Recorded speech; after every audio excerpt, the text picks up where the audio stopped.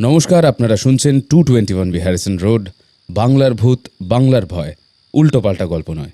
আমি সুমি, আর আমার সাথে রয়েছে প্রত্যয়। আজকের পর্ব শুরু করার আগে একটা ব্যাড নিউজ দিয়ে শুরু করি। 26 তারিখ তাল দিকে অ্যানাউন্স করা হয়েছিল, কিন্তু সেটা 26 তারিখে আসছে না। I am very sorry. এই পুরো দোষটা একা আমি আমার ঘাড়ে নিচ্ছি। তার কারণ লেখাটা হয়ে গেছে গল্পটা, কিন্তু আমার ঠিক ভালো লাগছে না লেখাটা, যার জন্য আবার রিরাইট করছি, অনেক চেঞ্জেস করা হচ্ছে। ঠিক আমার মানে আই এম নট স্যাটিসফাইড গল্পটা নিয়ে, তো আমি সেটাকে আবার রিরাইট করছি। I am very sorry.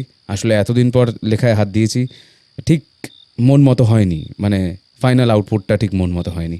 সেই জন্য পুরোটাকে স্ক্র্যাপ করে দিয়ে আবার নতুনভাবে শুরু হচ্ছে। আমি জানি না কবে গল্পটা দিতে পারবো, but I am very sorry for this. যাই হোক, লেটস গেট টু আজকের এপিসোড। আমি জানি সবাই আমাকে গালাগালি দেবে, বাট ইটস ওকে, কিছু করার নেই। আমি এরকমভাবে কাজ করতে পারি না তাড়াহুড়ো করে, হুট করে। মানে এটা তো ওরকম কাজ নয় যে একটা অবজেক্টিভ কাজ যে পরপর করে যাচ্ছি। এটা একটা কোয়ালিটির কাজ, একটা ভাবনা চিন্তার কাজ। এখানে একটা স্যাটিসফ্যাকশনের ব্যাপার থাকে, তো সেইটা আমার আসেনি, সেই জন্যই ক্যান্সেল করলাম। প্লিজ প্লিজ, যত গালাগালি দেবেন আমাকে দিন, বাট প্লিজ ডোন্ট মাইন্ড। আর একটু ওয়েট করতে হবে, কিছু করার নেই। যাই হোক, মুভিং অন। আজকে আমরা শুনবো সৌম্য মণ্ডলের লেখা একটা খুব সুন্দর গ্রাম বাংলার গল্প, মদন মোহনের সরাইখানা। গল্পটার নাম শুনেই আপনারা বুঝতে পারছেন, এই গল্পটা প্রত্যন্ত গ্রামাঞ্চলের এক সরাইখানা বা হোটেল, বা আরও ভালো করে বললে মোটেল নিয়ে। গল্পটা যেমন সুন্দর করে লেখা, তেমন ভয়ঙ্কর উপাদান আছে এই গল্পটার মধ্যে, এইটা আমি গ্যারান্টি দিতে পারি। গল্পটা সত্যি গা ছমছমে এবং স্কেয়ারি। এই গল্পটা এই গল্পটা তৈরি করতে করতে বারবার একটা গানের কথা মনে পড়ে গেছে। সেই গানটা হচ্ছে হোটেল ক্যালিফোর্নিয়া বা ইগলস। অনেকেই শুনেছেন এই গানটা, না শুনলে পজিটিভলি আমি রেকমেন্ড করব। তো এই গানটার মধ্যে গ্লেন ফ্রে আর ডন হেনলি, মানে ইগলস ব্যান্ডটার দুজন মেম্বার, তারা কিন্তু আসলে কোনো হোটেলের কথা বলছেন না। তারা বলছেন হোটেলটাকে তারা একটা রূপক হিসাবে ব্যবহার করছেন, একটা ট্র্যাপের। এই ট্র্যাপটা আমাদের মধ্যেকারই একটা ট্র্যাপ। কীরকম এটা হচ্ছে, মানে কীরকমভাবে বোঝাই, বেসিক্যালি এটা একটা হেডনিস্টিক ট্র্যাপ। মানে এই যে আমরা যখন ভোগবিলাসী হয়ে পড়ি, আমরা যখন অর্থ উপার্জন করি খানিকটা প্রয়োজনের থেকে বেশি, যখন আমাদের জীবনে বিলাসিতা বেড়ে যায় বা আমরা খ্যাতি পাই, তখন আস্তে আস্তে আমরা সেই বিলাসবহুল মানে একটা প্লেন্টিফুল, একটা সারপ্লাসের জগতের মধ্যে আটকে যাই। আমাদের এক্সপেকটেশনস, আমাদের রিয়ালিটিটা কোথাও একটু আনন্যাচারাল বা এক্সেসের দিকে টেন্ড করে। আমরা একটু বেশি এক্সপেক্ট করি, আমরা একটু আনরিয়ালিস্টিক এক্সপেকটেশন রাখি আমাদের পুরো জগৎটার থেকে। মানে পাতি কথা বাংলায় বলতে গেলে, আমাদের পা মাটিতে আর তখন থাকে না যখন আমরা এই জায়গায় যাই। সবারই এটা হয় বলছি না, তবে বেশিরভাগ লোকেরই এটা হয় বলে আমার ধারণা। তো এই ফাঁদটা যেটা আমরাই নিজেদের জীবনে তৈরি করে নিজেদেরকেই তার মধ্যে ফেলে দিই, সেই ট্র্যাপটার কথাই কোথাও গিয়ে এই ইগলসের এই গানটা, হোটেল ক্যালিফোর্নিয়া, এই গানটা বলছে। এটা একটা হেডনিস্টিক ট্র্যাপ, মানে একটা ট্র্যাপ যেটা পাতি বাংলায় বলা যায় একটা ম্যাটেরিয়ালিস্টিক জগৎ। নিজের চারদিকে নিজের জীবনটাকে ম্যাটেরিয়ালিস্টিক তৈরি করে ফেলার ফলে আমরা যেই জায়গায় গিয়ে পড়ি, তো সেইটার কথাই এখানে বলা হয়েছে। যে একটা খুব সুন্দর লাইন আছে, আমার মনেই পড়ে যাচ্ছে এটা বলতে বলতে, যে you can check out any time you like, but you can never leave. মানে তুমি এখানে চলে আসতে পারো, তুমি এখান থেকে বেরিয়ে যাওয়ার প্ল্যানও করতে পারো, কিন্তু আসলে তুমি একবার এই ফাঁদে পড়লে কোনোদিনও বেরোতে পারবে না। তা এই কথা কিন্তু আজকের নয়, এই কথাগুলো অনেক কাল ধরে প্রাচীন শাস্ত্রজ্ঞ পণ্ডিতরা, বিভিন্ন ধর্মের যারা পণ্ডিত, তারা কিন্তু এই কথাগুলো বলে গেছেন, আমাদেরকে এগুলোর ব্যাপারে ওয়ার্ন করে গেছেন। বাট স্টিল মানুষ তো মানুষই হয়, মানুষ শিক্ষা নিতে শেখে না কখনোই, তাহলে তো এতদিনে এই অভ্যাসটা চলে যেত। তো এইটাই কোথাও গিয়ে আজকের এই গল্পটাতে, এই থিমটাই কোথাও গিয়ে এই গল্পটাতেও ইমপ্লিসিটভাবে, মানে পরোক্ষভাবে এটা ফুটে ওঠে। আর তার সাথে এক্সট্রিম অসাধারণ কিছু স্কেয়ার রয়েছে এই গল্পে। আর বেশি বকবক করব না, শুনে নেব আজকের পর্ব, সৌম্য মণ্ডলের লেখা মদন মোহনের সরাইখানা।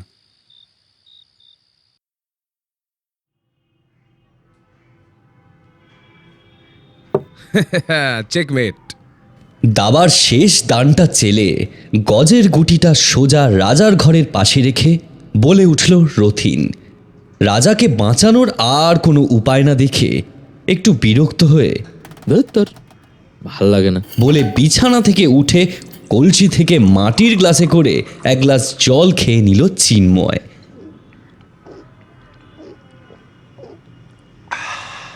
চিন্ময়ের এহেন অবস্থা দেখে রথিন হাসতে হাসতে বলল, আরে ভাই, সারাদিন শুধু শুয়ে বসে থাকলে আর গান্ডে বিন্ডে গিললে কি আর মাথা কাজ করে? মাঝে মধ্যে একটু ধ্যান, প্রাণায়াম কিংবা অন্ততপক্ষে একটু ডন বৈঠক মারাও প্রয়োজন, বুঝলি? এতে মাথা উর্বর হয়। উত্তরে চিন্ময় বলল, পরপর 3 বার জিতে গেছিস বলে বেশি জ্ঞান দেওয়া হচ্ছে, তাই না?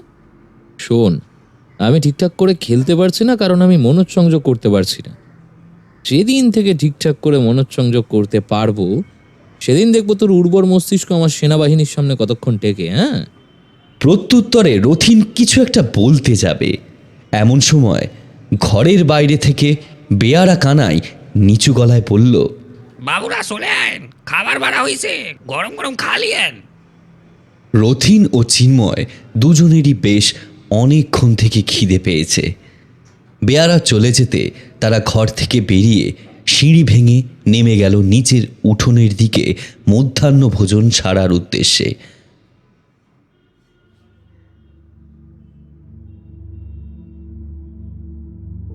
রথিন ও চিন্ময় দুই বন্ধু, হরিহর আত্মা বললেই চলে। দুজনের ছোট থেকে একই স্কুল এবং কলেজে একসাথে পড়াশোনা তো বটেই, এমনকি কাকতালীয়ভাবে দুজনের চাকরিটাও একই অফিসে পেয়েছে। ফলে দূর থেকে দেখে বোঝা না গেলেও তাদের বন্ধুত্ব যে কতটা গভীর তা তারা হৃদয় দিয়ে অনুভব করতে পারে। রথিন মেধাবী ও চটপটে স্বভাবের, আর চিন্ময় চতুর কিন্তু কুঁড়ে। দুজনেই যেন একে অপরের পরিপূরক। প্রতি বছর ওরা একবার করে একসাথে কোথাও না কোথাও থেকে বেশ কয়েকদিনের জন্য ঘুরে আসে। এই বছর ওরা সিদ্ধান্ত নিয়েছিল এবারের দুর্গাপুজোটা ওরা শহর থেকে দূরে কোথাও কাটাবে, কিন্তু ঠিকঠাক করে কোনো জায়গার খোঁজ মিলছিল না। অবশেষে ওদেরই অফিসের একজন একটা জায়গার খোঁজ দিল। জায়গাটার নাম কান্দালিনী। বাঁকুড়া ও পুরুলিয়ার সীমান্তবর্তী স্থানে অযোধ্যা পাহাড় ও জঙ্গলের বুকে অবস্থিত একটি বড় গ্রাম। কান্দালিনী অর্থাৎ মা দুর্গার 108টা নামের মধ্যে অন্যতম একটি নাম। এই গ্রামে দুর্গাপুজোর সুপ্রাচীন অভিজাত নাটকীয় ধরন আশেপাশের অঞ্চলে তো বটেই, এমনকি শহরতলিতেও বেশ বিখ্যাত। ওরা যে এই গ্রামের কথা আগে শোনেনি এমনটা নয়, কিন্তু এর আগে কখনো সেখানে যাওয়ার সুযোগ বা ইচ্ছে কোনোটাই হয়ে ওঠেনি। তাই হাতে আর কোনো অপশন না পেয়ে মহাষষ্ঠীর আগের দিন থেকে দশমীর পরের দিন পর্যন্ত ওই গ্রামেই কাটাবে বলে ওরা স্থির করল। হাওড়া স্টেশন থেকে বেঙ্গল নাগপুর রেলওয়ে সেকশনের ট্রেন ধরে 4 ঘন্টার সফর। তারপর বাঁকুড়া স্টেশনে নেমে সেখান থেকে ঘোড়ায় টানা এক্কা গাড়ি করে প্রায় 30 কিলোমিটারের পথ পেরোলেই কান্দালিনী গ্রাম। রথিন ও চিন্ময়ের অনেক দিনের ইচ্ছে ছিল এই ধরনের যাত্রাপথ উপভোগ করার।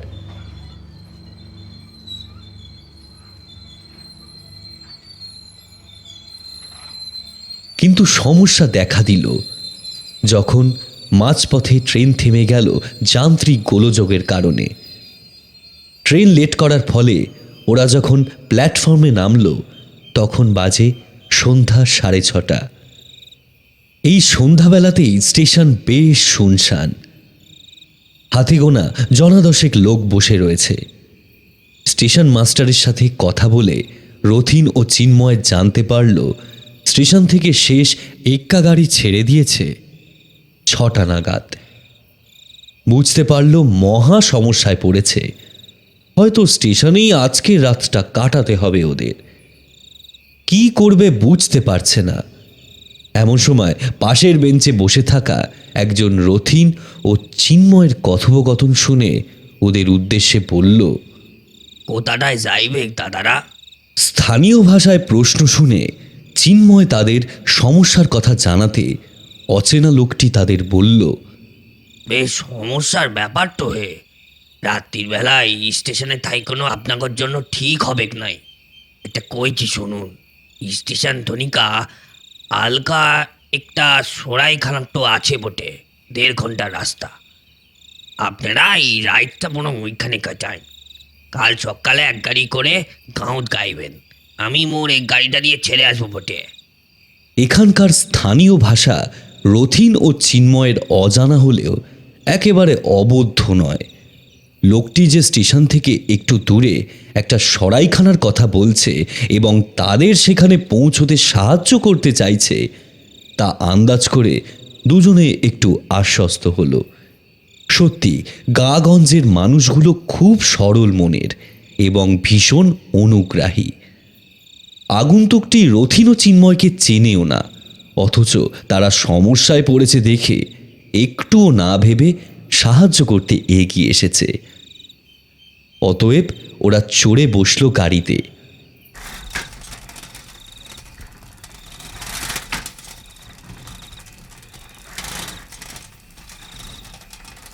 এবং প্রায় 1.5 ঘন্টা পর এক্কা গাড়ি ওদের নামালো এবড়ো খেবড়ো ইটের বড় রাস্তার ধারে একটা জায়গায়। ওরা দেখল দূরে একটা বাংলো জাতীয় উঁচু বাড়ি দেখা যাচ্ছে। সেদিকে এগিয়ে গেল। বাড়িটার সামনে গিয়ে দেখল বড় সদর দরজার উপরে সাদা রঙের বাংলা হরফে বড় বড় করে লেখা মদন মোহনের সরাইখানা। এমন নির্জন স্থানে বড় বড় শালমহুয়া গাছের আড়ালে এরকম একটা শহুরে ধাঁচের সরাইখানা যে থাকতে পারে তা তাদের ধারণাই ছিল না। আজ রাতটা তাদের এখানে বেশ নিশ্চিন্তে কাটবে এই ভেবে সরাইখানার ভেতরে গিয়ে ঢুকল। সরাইখানার মালিক হলেন মদন মোহন তপাদার। ইনাকে দেখলেই বোঝা যায় ইনি এখানকার স্থানীয় বাসিন্দা নন, বরং বাঙালি ভদ্রলোক।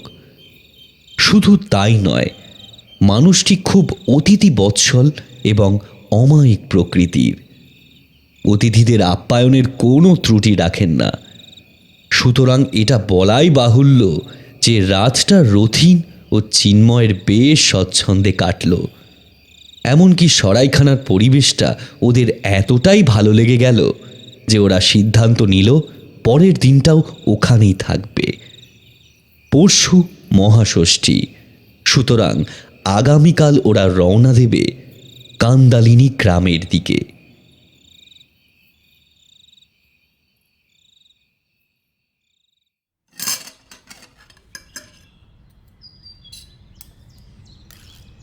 বাসমতি চালের ভাত, পাঁঠার মাংস আর সুগন্ধি আমের চাটনি ও পাঁপড় দিয়ে দুপুরের খাওয়াটা বেশ জমিয়ে হয়েছে রথিন ও চিন্ময়ের। এবার একটু ভাত ঘুম দেওয়ার প্রয়োজন। ওরা নিজেদের ঘরে ঢুকে পাঞ্জাবিটা খুলে বিছানায় এসে বসল। চিন্ময় রথিনকে বলল, সুবীরবাবু তখন ঠিক কি বলতে চাইলেন বলতো? কেন, কি আবার বলতে চাইবেন? এলাকাটা পাহাড়ি, নির্জন, কোথায় কখন কোন জন্তু জানোয়ার কিংবা ডাকাতের দল এসে সমস্যা বাঁধিয়ে বসে, তাই একটু হয়তো সতর্ক করছিলেন। উত্তরটা ঠিক মনোপুত হলো না চিন্ময়ের কাছে। সে বলল, কি জানি ভাই, বুঝতে পারছি না। কেমন যেন মনে হচ্ছে আমাদের এইভাবে সতর্ক করার পেছনে ওনার অন্য কোনো উদ্দেশ্য আছে। আরে আলবাত আছে, তুই বুঝতে পারছিস না? আমরা এখান থেকে বিদায় হলে সুবীরবাবুর পাতে 2টো মাংসের টুকরো আরো বেশি পড়বে, তাই আমাদের তাড়াতে চাইছেন যাতে নিজে বেশি করে খেতে পারেন। তোরই মতো পেটুক কি না?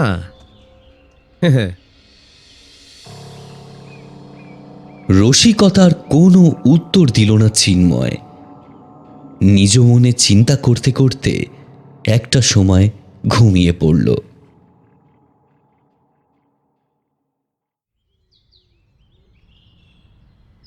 শীতকাল আসতে এখনো 2-1 মাস বাকি, তাই সরাইখানার বেশ কয়েকটি ঘর এখন তালাবন্ধ। বর্তমানে সরাইখানার অতিথিদের সংখ্যা মোট 10 জন। সকলের সাথেই ইতিমধ্যে বেশ ভাব হয়ে গিয়েছে রথিন ও চিন্ময়ের।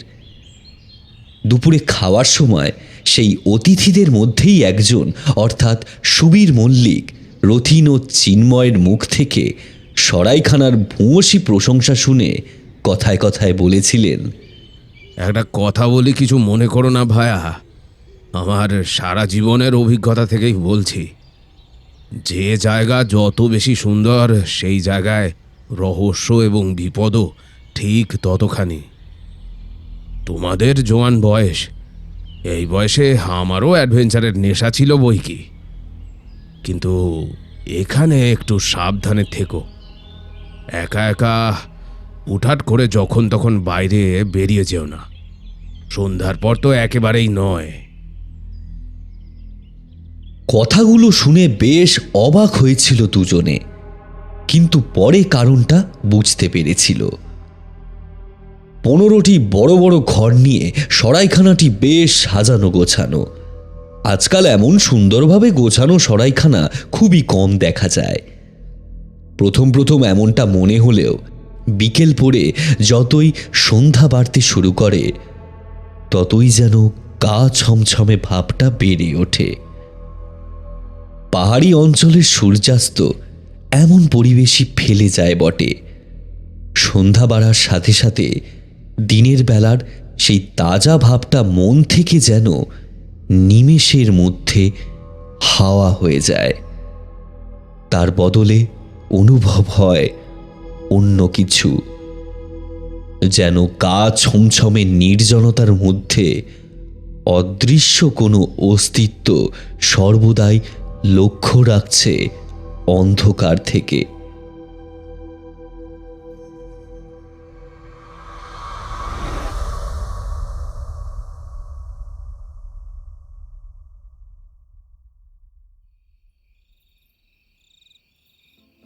সন্ধ্যাবেলা সরাইখানার সকলে এসে জড়ো হয়েছে উঠোনে। হাসি ঠাট্টা এবং হুঁকোর গড়গড়ির সাথে চা, মুড়ি ও গরম গরম তেলে ভাজা দিয়ে আড্ডাটা বেশ জমে উঠেছে। মদনমোহন বাবু এসে যোগ দিয়েছেন সেই আড্ডায়। দেশের অর্থনীতির বেহাল অবস্থা, সরকারের গাফিলতি, রাজনৈতিক পালাবদল ইত্যাদি নানা কথা ঘুরে ঘুরে আড্ডার প্রসঙ্গ যখন ভৌতিক অভিজ্ঞতা এসে ঠেকল, পরিবেশটা একটু থমথমে হয়ে এলো। মদনমোহন বাবু বললেন, আজ প্রায় 29 বছর ধরে বাপ ঠাকুরদাদের ব্যবসা সামলাচ্ছি।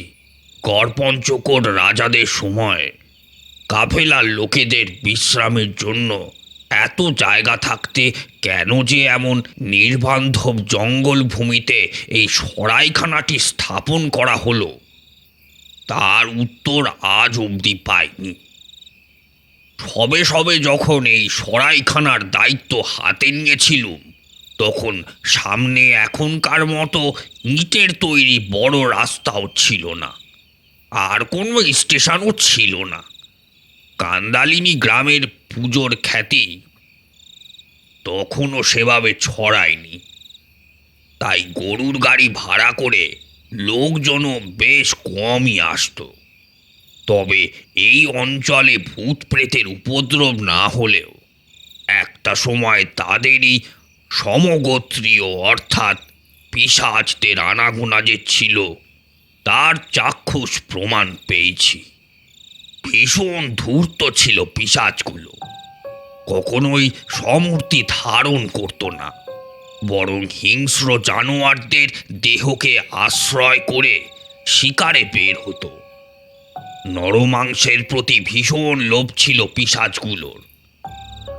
গ্রাম থেকে প্রায় বাচ্চা চুরি করে এনে নিজেদের ক্ষুধা মেটাতো। এমনকি সরাইখানার বেশ কয়েকজন অতিথিও শিকার হয়েছিল ওদের। এই সকল ঘটনাই অবশ্য পরে জানা গিয়েছিল। তার আগে পর্যন্ত সকলেই দুর্ঘটনাগুলোকে হিংস্র কোনো নরখাদক জন্তুর উপদ্রব বলেই মনে করত। মদনমোহন বাবুর কথার মাঝে সুবীর মল্লিক চিন্ময়ের কানের কাছে এসে ফিসফিস করে বললেন, কাজের লোক আর রান্নার ঠাকুরের কান আর চোখ দুটো লক্ষ্য করেছ? কেমন অদ্ভুত ঠেকছে না? এর মানেটা বুঝতে পারছো তো? সত্যিই তো এই ব্যাপারটা আগে খেয়াল হয়নি। সরাইখানা এসেছে আজ প্রায় 1 দিন হয়ে গেল, কিন্তু এই শারীরিক অস্বাভাবিকতাটা তো এখনো অবধি চোখে পড়েনি। শুধু চাকর বাকর কেন, মদনমোহন বাবুরও চোখগুলো বেশ বড় বড়, আর কান দুটো একটু খাড়া ও টিকালো গোছের। চিন্ময় ব্যাপারটা লক্ষ্য করল, কিন্তু কিছু বলল না। মনে মনে ভাবল, সুবীরবাবু হয়তো একটু বেশি কল্পনাপ্রবণ। এমন কত মানুষই তো আছে যাদের শরীরের অঙ্গ প্রত্যঙ্গ একটু অস্বাভাবিক গোছের। তাই বলে কি তারা মানুষ নয় নাকি? ব্যাপারটা নিয়ে আর বেশি মাথা ঘামালো না চিন্ময়। মদনমোহন বাবুর কথায় মন দিল।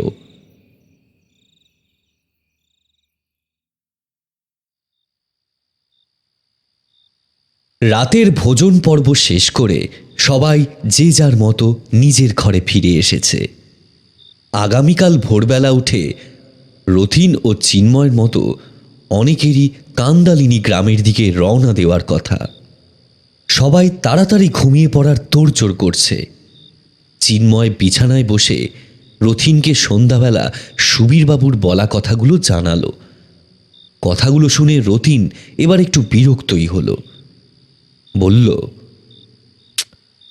লোকটাকে একটু এড়িয়ে চলতে হবে দেখছি। শেষকালে না আমাদেরই দৈত্যদানব বলে অপবাদ দিয়ে বসে।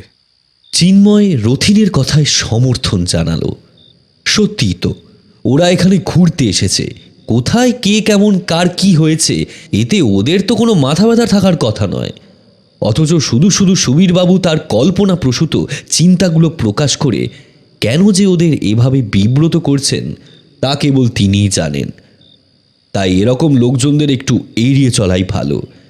এসব ভুলভাল চিন্তাভাবনা মাথা থেকে সরিয়ে বিছানায় গা ঠেকাতেই গত রাতের মতো শরীর ঘুমে অবশ হয়ে এলো দুজনের। কিছু কিছু মানুষের ঘুম ভীষণ পাতলা হয়। হালকা কোনো শব্দ কিংবা পাশের জনের একটু নড়নচড়নেই বারবার ঘুম ভেঙে যায়। অন্যদিকে কিছু মানুষ একেবারে মরার মতো ঘুমায়। একবার চোখের পাতা বন্ধ হলে সকালের আগে তা খুলতে চায় না। রথিন এই দ্বিতীয় শ্রেণীর মানুষগুলোর মধ্যে পড়ে। একবার ঘুমিয়ে পড়লে তার ঘুম ভাঙানো একেবারে অসম্ভব। কিন্তু চিন্ময়, তার আজ কেমন যেন একটু সমস্যা হচ্ছে ঘুমোতে। আধো তন্দ্রায় বারবার এপাশ ওপাশ করছে। বেশ কয়েক ঘন্টা এভাবে কাটার পর ঘুমটা হঠাৎ ভেঙে গেল চিন্ময়ের। গা থেকে চাদরটা সরিয়ে উঠে বসল। মনের অস্বস্তি ভাবটা বেড়ে উঠেছে। ঘরে তারা একা নয়, কেউ বা কিছু একটা ওদের বিছানার দিকে তাকিয়ে সারা ঘর জুড়ে প্রদক্ষিণ করছে। চিন্ময়ের শরীর জুড়ে ভয়ে কাঁটা দিয়ে উঠল। এ অনুভূতি বড়ই অদ্ভুত, তা বলে বোঝানো যায় না। ষষ্ঠ ইন্দ্রিয় দিয়ে অনুভব করতে হয়। চিন্ময় ভীষণভাবে নিশ্চিত যে এই ঘরে অপার্থিব কিছু একটা প্রবেশ করেছে, কিন্তু কি করবে বুঝতে পারছে না। পাশে মরার মতো শুয়ে থাকা রথিনকে ডাকবে কিনা সেই নিয়ে খানিকক্ষণ তনুমনু করে অবশেষে ডেকেই ফেলল রথিনকে। কিন্তু রথিনের ঘুম এত সহজে ভাঙার কথা নয়, ফলে বেশ কয়েকবার কাঁধ ধরে ঝাঁকাতে হলো। রথিন, এই রথিন, আরে এই রথিন, এই কি হয়েছে? কেন ডাকছিস? এ ঘরে কিছু একটা ঢুকেছে, মানে অনেকক্ষণ থেকে আমাদের দিকে তাকিয়ে আছে। শোন না, আমার খুব ভয় করছে রে। উধীরবাবু না ঠিকই বলেছিলেন, জায়গাটা একেবারেই ভালো নয়। ভীত স্বরে বলা কথাগুলো শুনে রথিন ধরফর করে উঠে বসল বিছানায়। ঘরের চারিদিক ভালো করে লক্ষ্য করল, কিন্তু কিছু দেখতে বা অনুভব করতে পারল না। ততক্ষণে অস্বস্তি ভাবটা কেটে গেছে চিন্ময়ের, কিন্তু সে এখনো ভীত সন্ত্রস্ত। কাঁচা ঘুমটা শুধু শুধু ভেঙে যাওয়ায় বেশ রেগে উঠেছে রথিন। তোর কি মাথাটা একেবারে খারাপ হয়ে গেছে? রাত বিরেতে এসব কি আবল তাবল বকছিস? কোথায় কি ঢুকেছে? আমার তো কিছু চোখে পড়ছে না। এই শোন, এখান থেকে ফিরে গিয়ে রোজ সকালে একটু ধ্যান আর প্রাণায়াম করবি। এতে করে ভুলভাল অবাঞ্ছিত ভাবনা এসে বিরক্ত করবে না, আর রাতে ঘুমটাও ভালো হবে। নে, এবার চাদরটা গায়ে দিয়ে শুয়ে পড়তো, আর ভুলেও আমাকে ডাকবি না। কাল ভোর ভোর উঠতে হবে। এই বলে পাশ ফিরে শুয়ে পড়ল রথিন। খুব কষ্টে নিজেকে সামলে ঘুমানোর চেষ্টা করল চিন্ময়।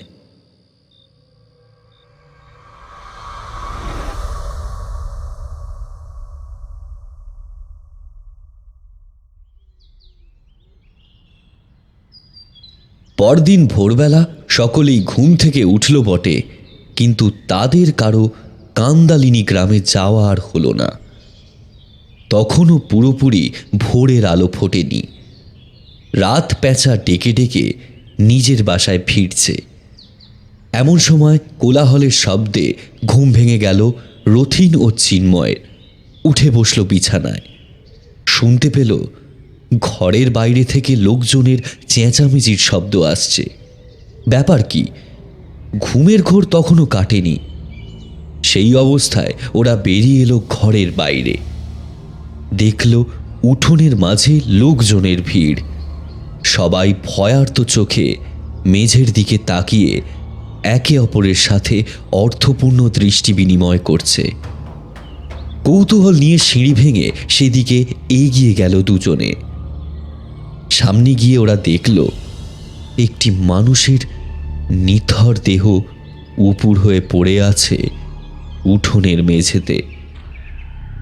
ঘাটটা যেন কেউ উল্টো দিকে মুচড়ে দিয়েছে, ফলে মুখটা উপরের দিকে। চোখ দুটো শূন্য দৃষ্টিতে তাকিয়ে আছে আকাশ লক্ষ্য করে। নাক কান থেকে নির্গত লাল রঙের স্রোত জমাট বেঁধে কালচে খয়েরি হতে শুরু করেছে। মৃতদেহটি যে সরাইখানার অতিথিদেরই একজনের তা বুঝতে পারল সবাই। অবাক ও অবিশ্বাস ভরা কণ্ঠে রথিন বলল, এ তো সুবীর বাবু। এ কিভাবে হলো? আপনারা কেউ কিছু জানেন না? প্রশ্ন শুনে সকলেই নীরব। কারোর মুখে কোনো উত্তর নেই, যেন কেউ কিচ্ছু শুনতেই পায়নি। গতকাল সারা সন্ধে যে মানুষটার সাথে হাসি ঠাট্টা খাওয়া দাওয়া করে কাটল, আজ তার এমন অবস্থা হলো কিভাবে? সহজ সরল নিরীহ মানুষটার এমন নিষ্ঠুর দশা কে করল? সকলের মাথায় একই প্রশ্ন ঘুরছে। উঠোনের একদিকের বারান্দায় দাঁড়িয়ে আছেন মদন মোহন বাবু। তার স্থির দৃষ্টিতে দুশ্চিন্তার ছাপ স্পষ্ট। মাঝরাতে অমন গা ছমছমে অভিজ্ঞতার পর এখন এমন ভয়ানক দৃশ্য। চিন্ময় ব্যাপারটা ঠিক মেনে নিতে পারছে না। স্নায়ুতন্ত্রের চাপ পড়ছে, তার গা গুলোচ্ছে, মাথাটা কেমন যেন ঝিমঝিম করছে। চোখের সামনেটা আবছা হয়ে আসছে। নিজেকে আর ধরে রাখতে পারল না সে। অজ্ঞান হয়ে পড়ে গেল মেঝেতে।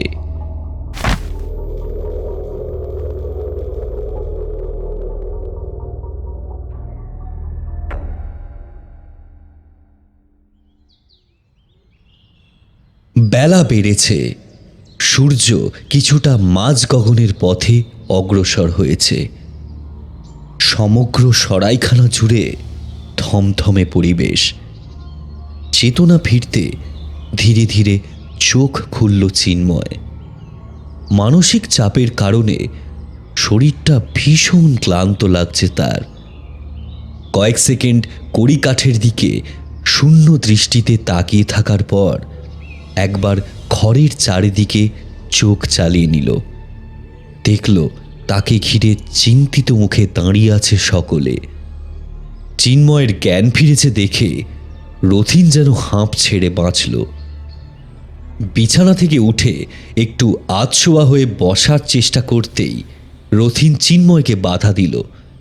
তার কথায় কান্না দিয়ে চিন্ময় ক্লান্ত গলায় বলল, একটু জল, একটু একটু জল খাবো। মদনমোহন বাবুর এনে দেওয়া মাটির গ্লাসটা হাতে নিয়ে রথিন চিন্ময়কে জল খেতে সাহায্য করল।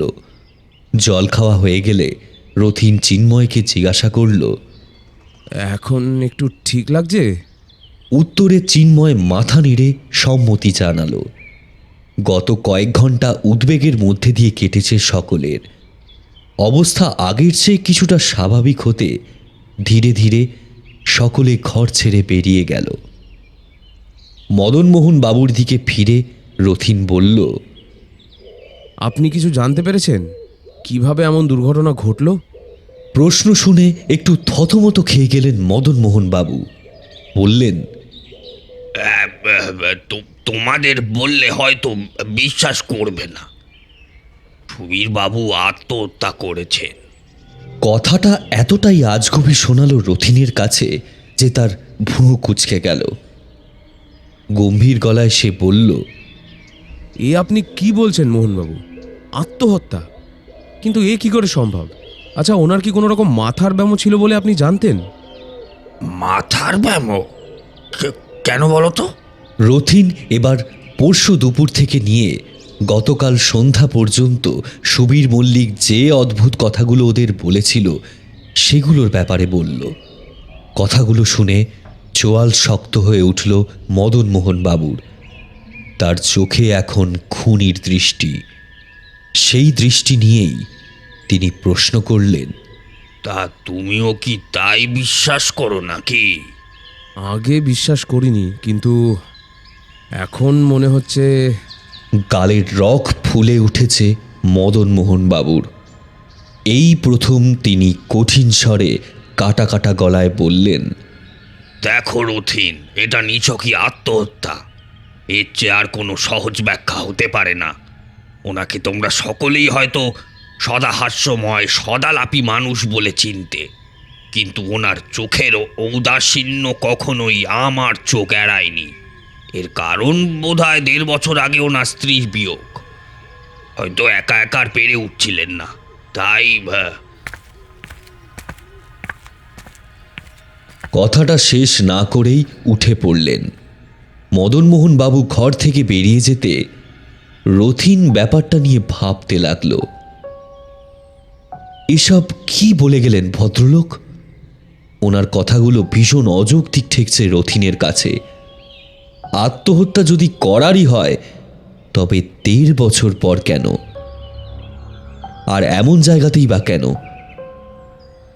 আর মাত্র কয়েক ফুট উচ্চতা থেকে ঝাঁপ দিলে কি কারোর এমনভাবে ঘাড় ভেঙে মৃত্যু ঘটা সম্ভব?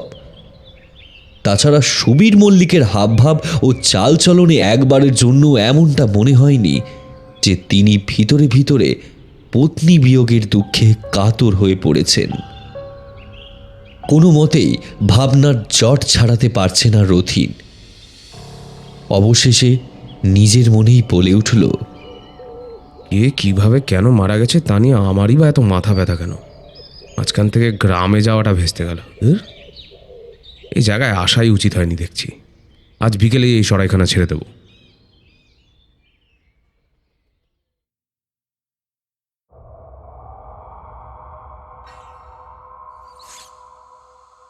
রথিন কথাটা ভাবল বটে, কিন্তু সেই মতো কাজ করতে পারল না।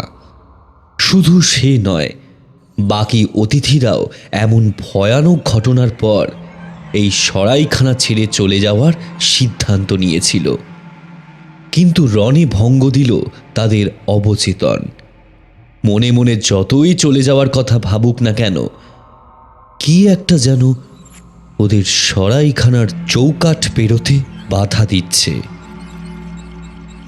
ওদের ভিতরে কে যেন বলছে, কি প্রয়োজন যাওয়ার, বেশ তো আছি এখানে, এভাবেই এখানে সারা জীবন থেকে গেলে কেমন হয়।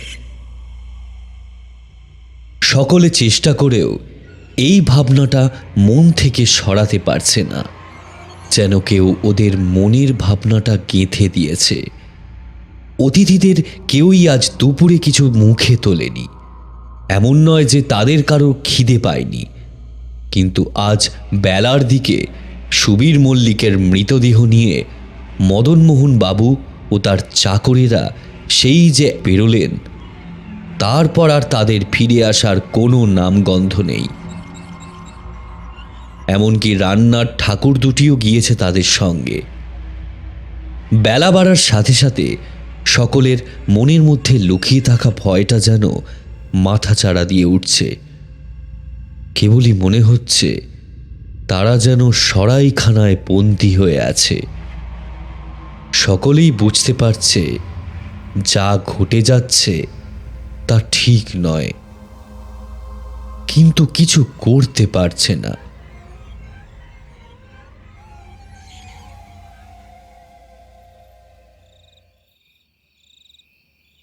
বেলা পড়ে যখন প্রায় আঁধার নামবে, তখন মদনমোহন বাবু ফিরে এলেন নিজের আস্তানায়।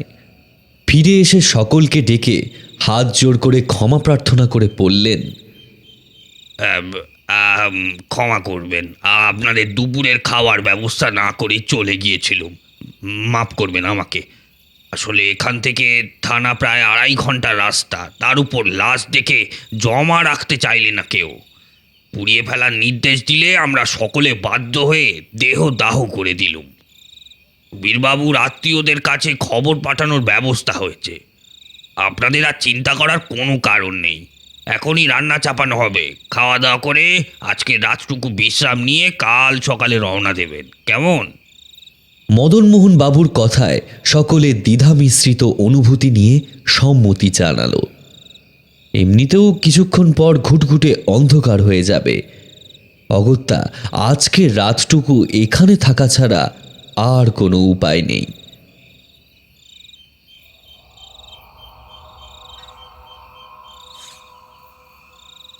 আজকের সন্ধ্যাবেলার পরিবেশ গতকালের একেবারে বিপরীত।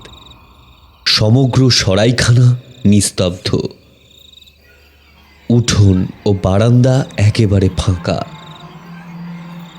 অতিথিরা যে যার ঘরে ভীত সন্ত্রস্ত হয়ে বসে আছে, অধীর আগ্রহে অপেক্ষা করছে গতকালের সূর্যোদয়ের। যদিও আজ প্রায় সারাদিন শুধু জল খেয়েই কেটেছে চিন্ময়ের, তবুও সে এখন বেশ সুস্থ বোধ করছে।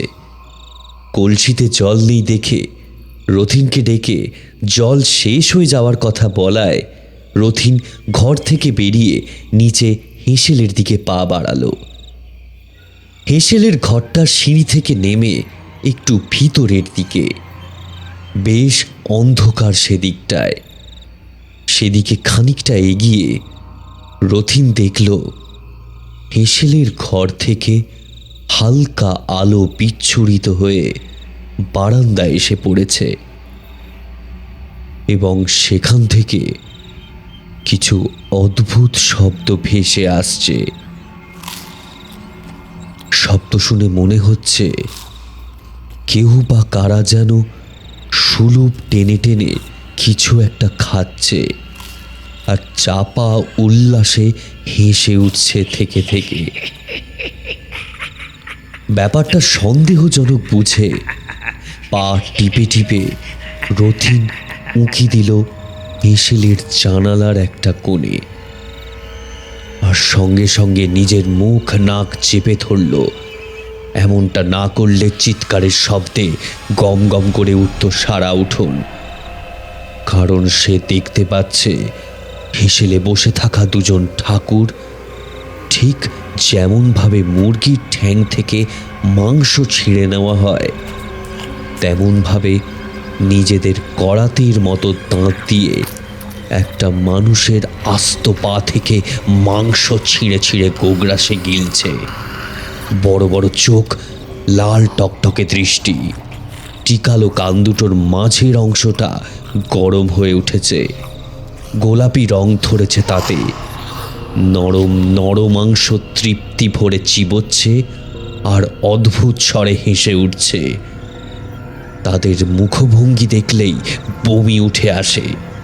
রথিন বিশ্বাস করতে পারছে না, এরা কি সত্যি সেই রাঁধুনি দুজন, নাকি অন্য কেউ। নরম মাংসপিণ্ড চিবোতে চিবোতে একজন ভারী গলায় বলল, এরম নরম মাংস তো খায় নাই বটে, বড্ড মজা লাগছে রে।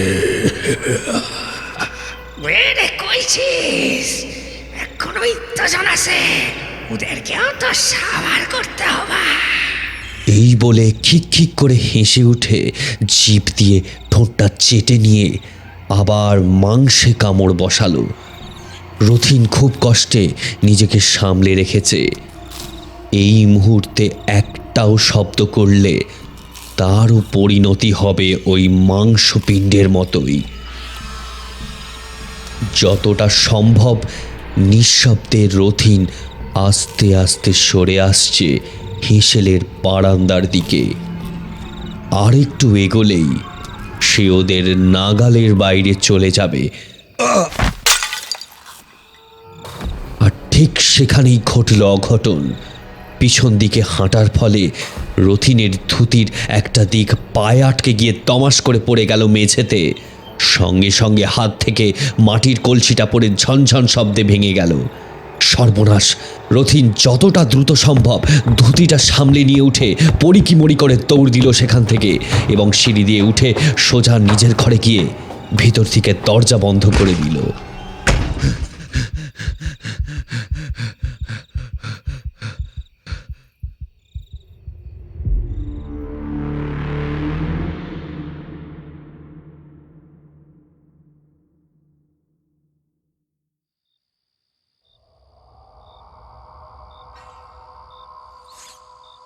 বেশ কয়েক ঘন্টা কেটে গিয়েছে। রাত পোকার ডাক ছাড়া কোথাও কোনো শব্দ নেই। চারিদিক নিস্তব্ধ। রথিন সেই যে ঘরে ঢুকে দরজা বন্ধ করে দিয়েছে, তারপর থেকে এখনো পর্যন্ত একবারও সেই দরজা খোলেনি। এই কয়েক ঘন্টায় না দরজার বাইরে থেকে কোনো শব্দ এসেছে, না ভিতর থেকে। রথিনের বর্ণনায় চিন্ময়ের বিস্ময় পাগল হয়ে যাওয়ার মতো অবস্থা। তার মনে হতে লাগলো সুবীরবাবু তাহলে ঠিকই আন্দাজ করেছিলেন। কিন্তু এখন কি করবে সে? এই কোন নরকে এসে আটকে পড়েছে তারা? এখান থেকে মুক্তি পাওয়া কি আদৌ সম্ভব, নাকি শেষ পর্যন্ত তারাও পরিণত হবে ওই অমানুষগুলোর খাদ্যে? এসব ভেবে ভেবে কোনো কুলকিনারা পাচ্ছে না সে।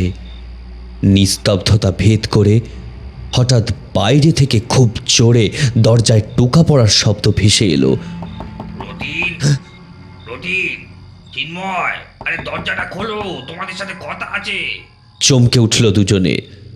দরজার বাইরে থেকে মদনমোহন বাবুর কণ্ঠস্বর শোনা যাচ্ছে। না, আমরা কিছুতেই দরজা খুলবো না। আপনারা সবাই সাক্ষাৎ পিশাচ। চলে যান এখান থেকে, চলে যান বলছি, চলে যান।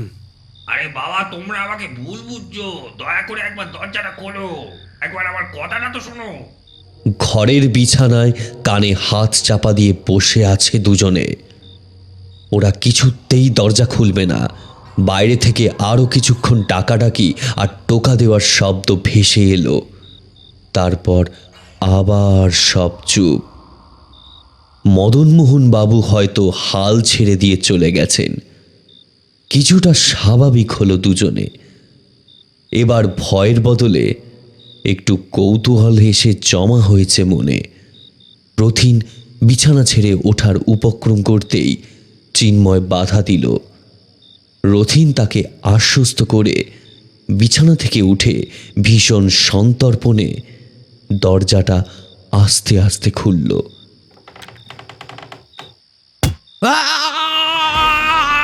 ভারী কিছু একটা তার মাথায় এসে সজোরে আঘাত করল। তীব্র যন্ত্রণায় আর্তনাদ করে উঠল রথিন। মাথার মাঝখানটা চেপে ধরে বসে পড়ল দরজার সামনে। চোখের উপর লাল রঙের তরল এসে পড়েছে। সংজ্ঞা হারাচ্ছে সে।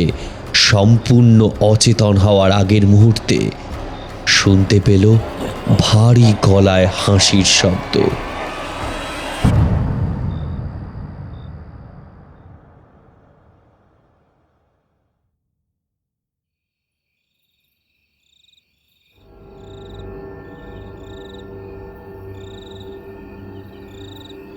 মাঝরাতের মেঘলা আকাশ চাঁদ ও পৃথিবীর মাঝে পর্দা টেনে দিয়েছে।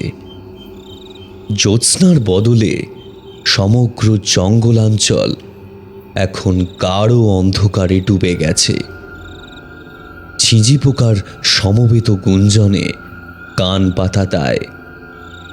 দূর থেকে এখন সেই সরাইখানার দিকে তাকালে ভয় লাগতে বাধ্য। দেওয়াল থেকে খসে পড়েছে চুন সুরকি। জায়গায় জায়গায় বেরিয়ে আছে ইট। ঘুম ধরা জানালার কপাট জুড়ে ধুলো আর মাকড়সার জাল। সরাইখানার ভিতর থেকে ভেসে আসছে রক্ত জল করা অমানবিক স্বরে অট্টহাসির শব্দ। সেই শব্দ কানে এলে বুকের রক্ত জল হয়ে যায়। সেই অমানবিক অট্টহাসির শব্দেই জ্ঞান ফিরল রথিনের। ধোঁয়াশা ভাবটা কাটতে চোখের সামনে ফুটে উঠল এক অভাবনীয় দৃশ্য। রথিন দেখল তার থেকে একটু দূরে সরাইখানার উঠোনে হাত পা পিছমোড়া করে বাঁধা রয়েছে চিন্ময় সহ কয়েকজন মানুষ। চিনতে পারল এরা সকলেই সরাইখানার অতিথি। সেদিক থেকে আর্তস্বরে গোঙানি ভেসে আসছে। কেউ কেউ কাঁদছে, কেউ বা অসহায়ভাবে বলছে। এবার রথিনের চোখ গেল সামনের দিকে। যাকে দেখতে পেল তাকে সে চেনে। হ্যাঁ, সরাইখানার মালিক মদন মোহন তপাদার। কিন্তু তাকে এখন সম্পূর্ণ অন্যরকম লাগছে। রীতিমতো দানব সুলভ চেহারা তার। দৈর্ঘ্য ও প্রস্থের শরীর এখন দ্বিগুণ মাপের।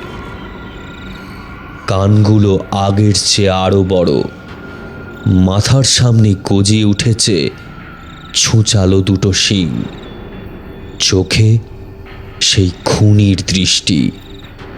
ভারী কণ্ঠে কৌতুক মিশিয়ে সেই দানবীয় অবতার বলল, ছেড়ে দেব?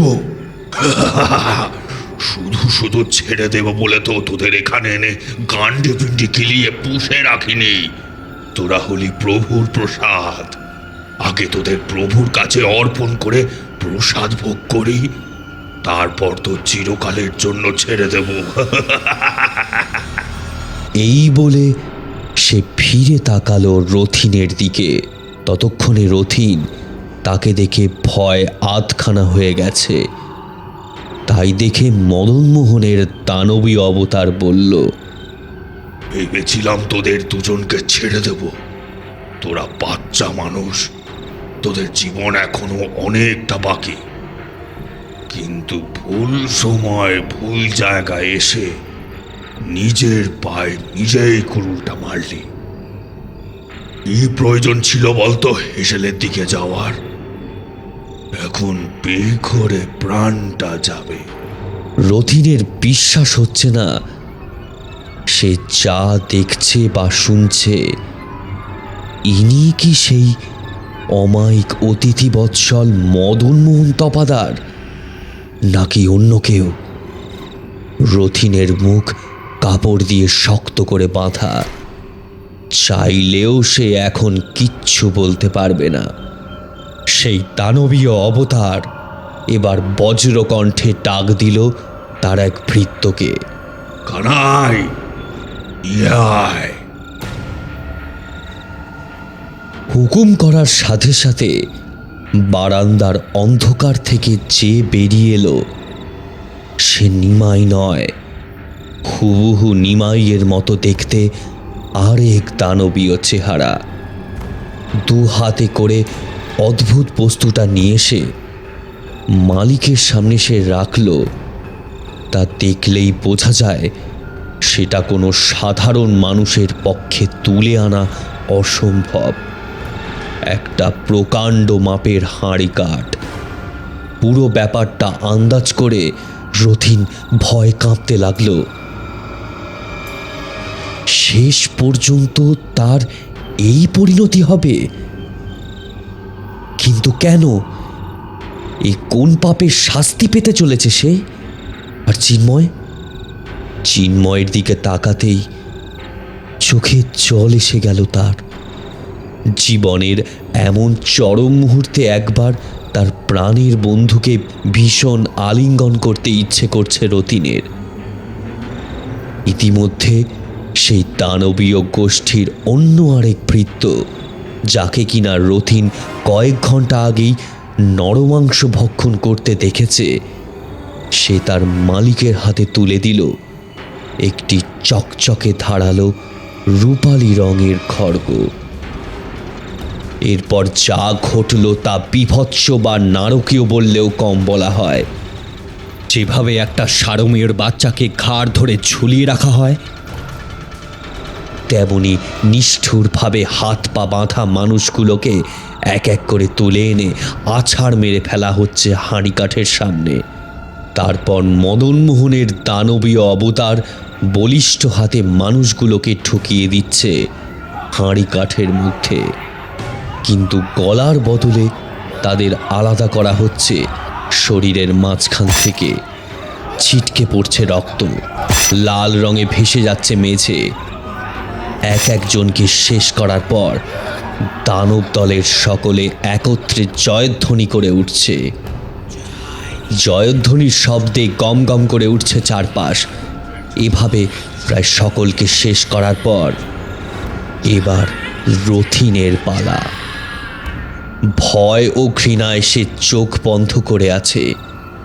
বাকিদের মতো তাকেও এবার ঘাড় ধরে তুলে আনা হলো হাঁড়ি কাঠের সামনে।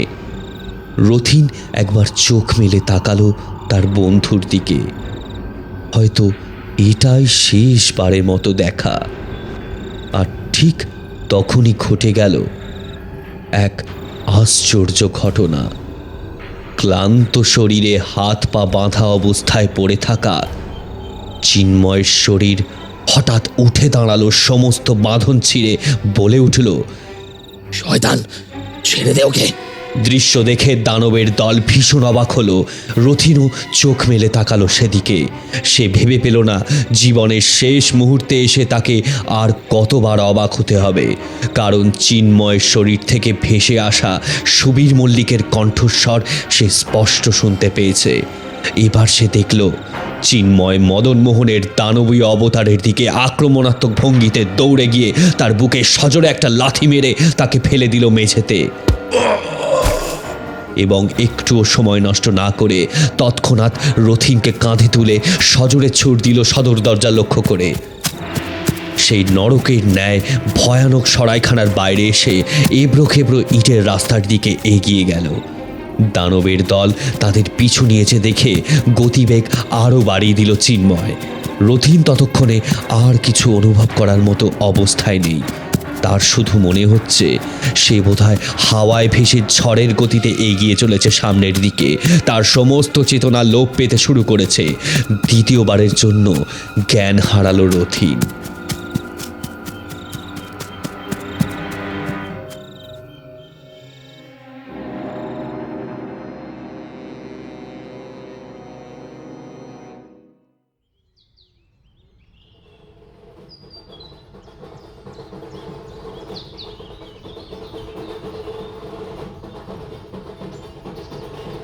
আজ মহাষষ্ঠী। ভোর থেকেই কান্দালিনী গ্রামে সাজো সাজো রব। দুর্গাপুজো বলে কথা, মা আসছেন তার বাপের বাড়ি। গ্রামবাসীদের মন আনন্দে ভরপুর, কিন্তু এরই মাঝে একটা খবর ছড়িয়ে পড়ল সারা গ্রামে। মন্দিরের সেবায়েত ভোরবেলা মন্দিরে গিয়ে দেখে দুজন অচেনা মানুষের অচৈতন্য দেহ পড়ে আছে দুর্গা প্রতিমার সামনে। এরা কারা, কোত্থেকেই বা এলো, কেউ জানে না। নাড়ি পরীক্ষা করে মুখে জলের ছিটে দিয়ে জ্ঞান ফেরানো হলো তাদের। দুজনের একজন উঠে বসল, দেখতে পেল সামনে দাঁড়িয়ে থাকা মা দশভুজার উজ্জ্বল মুখমণ্ডল। মায়ের স্নেহময়ী হাসির জ্যোতি যেন সব বিপদ দূর করে দিয়ে তাদের আগলে ধরেছে।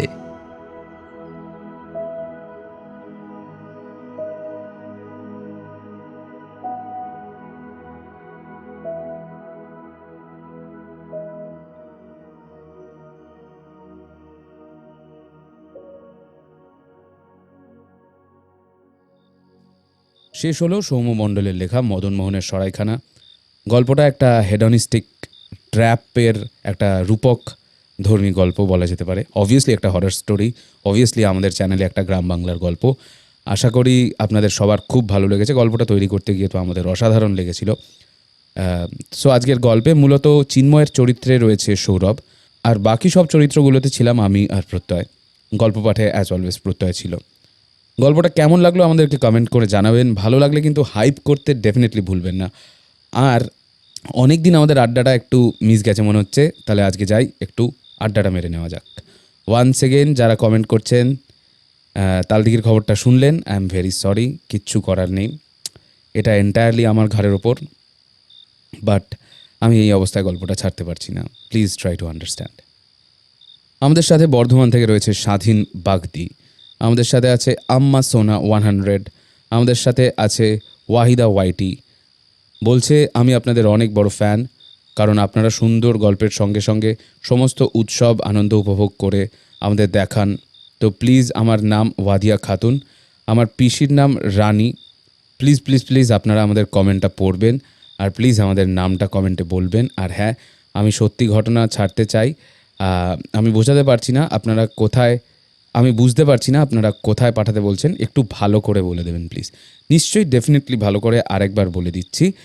তোমরা যারা আমাদের ট্রু হরর সিরিজ ঘটনাটা সত্যির জন্য আমাদেরকে কিছু লিখে পাঠাতে চাও, তারা সুন্দর করে বাংলায় ঘটনাটাকে লেখো। বাংলায় টাইপ না করতে পারলে ইংলিশেই টাইপ করো, টাইপ করে পাঠিয়ে দাও submit.221b@gmail.com A. That is submit.221b@gmail.com এই ইমেল আইডিতে। আমি আরও ক্লিয়ার করে বলে দিচ্ছি, তোমরা জিমেলটা খুলবে, সেখানে কম্পোজ করবে আর মেলটা এইভাবে পাঠাবে। যদি তোমরা নিজেরা এই কাজটা না করতে পারো, কারুর বন্ধু বান্ধবদের সহায়তা নিয়ে একটু জিজ্ঞাসা করো যে কি করে একটা মেল পাঠাবো, আমাদেরকে সেইভাবে এই মেলটা পাঠিয়ে দেবে। তাহলেই আমরা ঘটনাটা পেয়ে যাব, আর সেইটা যদি আমাদের টিম সিলেক্ট করে তাহলে ডেফিনেটলি সেটা একটা পর্বে থাকবে এবং সেটা জানিয়ে দেওয়া হবে। So moving on to the community spotlight.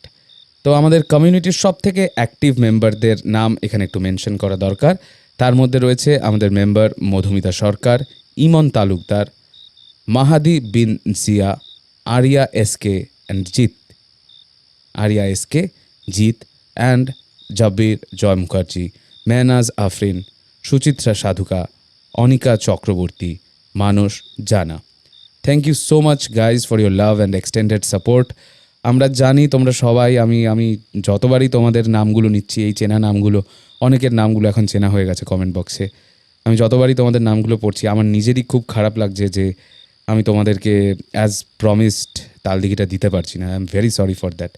Please try to understand যে আমি ডেলিভার করতে পারিনি, এটা আমারই একটা খামতি বলতে হবে, আর তো কিছু বলার নেই। I won't make excuses, but ঠিক আছে, moving on to the next comment. দেখি আর কারা কারা আছে আমাদের সাথে। আমাদের সাথে রয়েছে তুহিন রয় চৌধুরী, আমাদের মেম্বার।